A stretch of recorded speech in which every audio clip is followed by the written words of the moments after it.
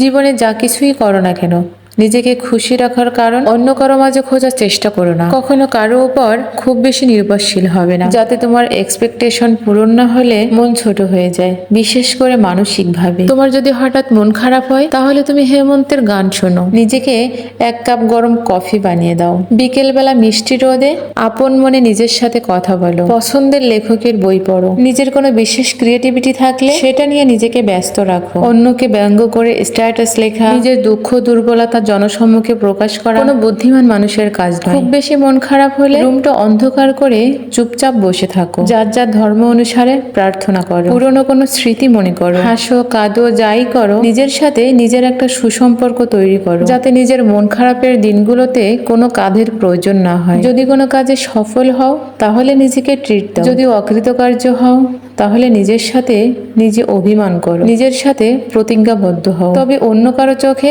নিজের পারফেকশন খোঁজার চেষ্টা করো না। অন্যের চোখ তোমার ত্রুটিগুলোর মাঝে যখন তোমার গুণগুলো খুঁজে পাবে না, তখন তুমি কষ্ট পাবে। রেস্টুরেন্টে একা বসে খাওয়াটা নর্মালাইজ করতে হবে। পার্কে নিজের সাথে সময় কাটাতে চাওয়াটা হাস্যকর কেন মনে হবে? যদি সম্ভব হয়, নিজেকে ফাইন্যান্সিয়ালিও প্রতিষ্ঠিত করতে হবে, যাতে তীব্র মুড সুইং এ নিজেকে একটা চকলেট উপহার দিতে পারো। মাঝে মাঝে নিজেকে কিছু ফুল দিবে, ঘরের এক কোনায় ফুল থাকবে, সুন্দর একটা গন্ধ ছড়াবে, মন আপনা আপনিই ভালো হয়ে যাবে। সবাইকে খুশি রাখাও তোমার দায়িত্ব। যেখানে পারবে না, সেখানে না বলাটাও শিখতে হবে। আমার বাবা মা আমাকে অ্যাপ্রিসিয়েট করে না, আমার বন্ধু আমাকে সময় দেয় না, আমার কাছের প্রিয়জন আমার সাথে ঠিক মতো কথা বলে না, আমার জন্য সময় নেই, এসব উপদ্রবের সৃষ্টি করো না। আমাদের ভাষায় যেটা অ্যাটেনশন, আর অন্যের জন্য এই চাওয়াগুলো অযথা টেনশন মাত্র। কেন নিজেকে অন্যের বিরক্তির কারণ বানাবে? একটা সুন্দর ব্যক্তিত্ব থাকার জন্য খুব কঠিন হওয়ার দরকার নেই, শুধু নিজেকে অতটুকু ভালোবাসলেই চলবে, যাতে অন্যের চোখে নিজের জন্য ভালোবাসা খোঁজার প্রয়োজন না হয়। বর্তমান সময়ে কিছু মানুষের মন প্লাস্টিকের মতোই, কখন জানি রূপ বদলায় কারণে অকারণে। তাই মনে হয় নিজের মধ্যে নিজেকে সীমাবদ্ধ রাখা তুলনামূলক ভালো।